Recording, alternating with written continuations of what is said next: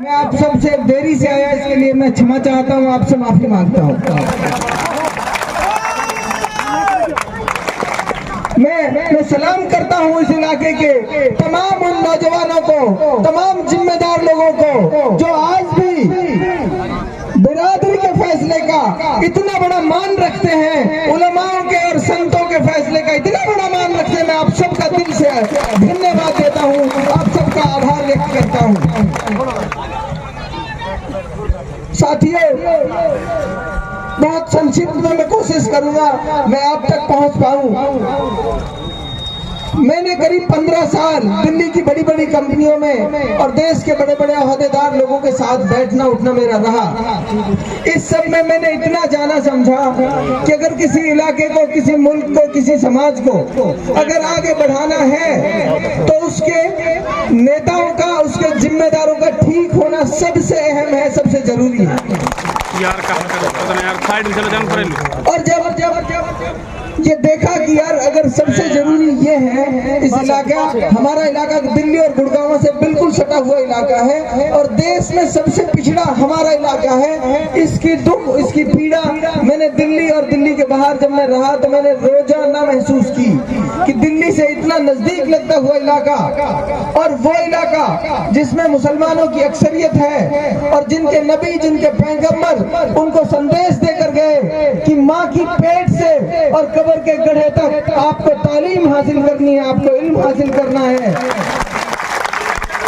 उस कौम और उस समाज के लोग शिक्षा में सबसे पिछड़ गए और जिसके नबी ने ये कहा अगर इल्म हासिल करना हो चाहे चीन तक जाना पड़े, आपको चीन तक जाना है। उस कौम और उस इलाके के लोग एजुकेशन में पूरे देश और पूरी दुनिया में पिछड़ गए। ये कैसे हो सकता है? जब इस पर चिंतन मनन किया, जब इस पर गौर किया तो ये पाया कि आपके जिम्मेदार, आपके नेता ठीक नहीं है। आपके नेता नहीं चाहते कि आपके बच्चे पढ़े, क्योंकि उनको डर लगता है कहीं गरीब आदमी का, किसान का बेटा पड़ जाएगा, तुम्हारे खिलाफ, तुम्हारे जुर्म जाति के खिलाफ संघर्ष करेगा, खड़ा होकर ऐलान करेगा।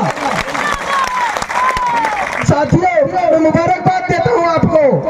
आपका बेटा जिसने आपका इतिहास पढ़ा है, आपकी विरासत को जाना समझा है, उसको पता था कि ये वो कौम, वो इलाका है जिसने आजादी के संग्राम में सारे देश से ज्यादा मुल्क को बचाने के लिए कुर्बानी दी है, वो इलाका, वो कौम है। मैं आपका इतिहास, अपने बाप दादाओं की कहानियां जानता था, इसलिए मुझे पता था मैं संघर्ष करूंगा, हर हाल में संघर्ष का रास्ता अपनाया।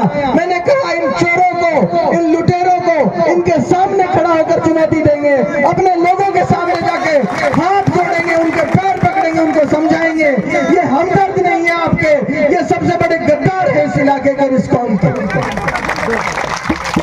माफी चाहता हूं, लेकिन मैं आपको बताना चाहता हूं, आपके बेटों को, आपके बच्चों को इसलिए नहीं पढ़ने देना चाहते क्योंकि आपके पास पढ़ने से पैसा आएगा। पैसा आएगा तो हो सकता है आपके बेटे, आपके बच्चे ये ख्वाब देखें कि क्यों नहीं मैं भी इस विधायक बन सकता इस इलाके का, क्यों मैं नहीं इस इलाके का प्रधान बन सकता। आप सोच के देखें, इलाके में 2 सीटें हैं प्रधान की, प्रधान की 2 सीटें, उनकी कोख से निकले हुए बच्चे बने प्रधान। ये कहां का इंसाफ है? ये कहां का न्याय है? आप बोलेंगे नहीं, आप बोलेंगे नहीं, आप सोचेंगे नहीं। सोचिए, हमारे और आपके भाई बहन पूरी जिंदगी जिंदाबाद कहने के लिए पैदा हुए। मैं आपका भाई आपसे वादा करके जा रहा हूं, आपका बेटा आपसे वादा करके जा रहा है। आप लोगों ने जिस तरह का मान सम्मान प्यार मुझे दिया है, यकीन मानिए आपका बेटा बड़ी तादाद से, बड़े बहुमत से विधानसभा में पहुंच रहा है। लेकिन इसके साथ आपसे वादा करके जा रहा हूं, आपका बेटा विधायक बनेगा। मेरे परिवार से, मेरे खानदान से कोई आदमी पूरे जीवन भर न प्रधान बनेगा न कोई दूसरा पद लेगा, पूरे जीवन भर प्रधान कोई बनेगा। मेरे इलाके का कोई नौजवान, कोई काबिल बेटा आपके इलाके का। और साथियों, आपको बताना चाहता हूं, हिंदुस्तान और हिंदुस्तान से बाहर मेवात इलाके का जो आदमी रहता है, पूरी दुनिया में जहां मेवात इलाके का आदमी रहता है, वो आप लोगों के लिए दुआ कर रहा है, रात दिन दुआ कर रहा है। पूरी दुनिया के मेवात में के लोग जितनी दुनिया में रहते हैं, उन सबकी कामा विधानसभा पर नजर है। आप सब पूरी ताकत अगले 10 दिन लगा लगा दीजिए पूरी ताकत, गांव गांव निकल जाइए, एक एक आदमी को समझाइए, एक एक आदमी को मनाइए। 90% नहीं, हमको 100 के 100% और जलानी है, 100 के 100% और जलानी है। कुछ साथी मुझे कहते हैं 98% हम वोट दे रहे हैं, 95 दे रहे हैं। मैं हाथ जोड़ के कह रहा हूँ आपसे, जो 5% नहीं दे रहे वो हमारे भाई हैं, हमारे अपने हैं, उनको हाथ जोड़ के मनाना है हर हाल में। नौजवानों को जिम्मेदारी देकर जा रहा हूँ, नौजवान साथी हाथ उठाकर करें, कौन कौन मनाएगा अपने रूठे हुओं को, कौन कौन मनाएगा।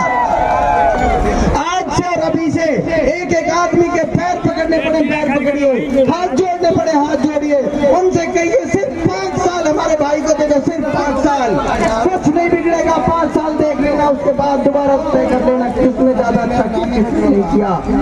और सभी से यारी में, रिश्तेदारी में, जहाँ भी साइकिल से, मोटरसाइकिल से, गाड़ियों से निकल जाइए अपने घर से 10 दिनों के लिए, अगले 10 दिनों के लिए। एक एक आदमी को जाकर पकड़ लीजिए, एक एक आदमी के हाथ पैर दबाइए, उससे कहिए हमारे साथ इस आंदोलन में शामिल हो जाओ।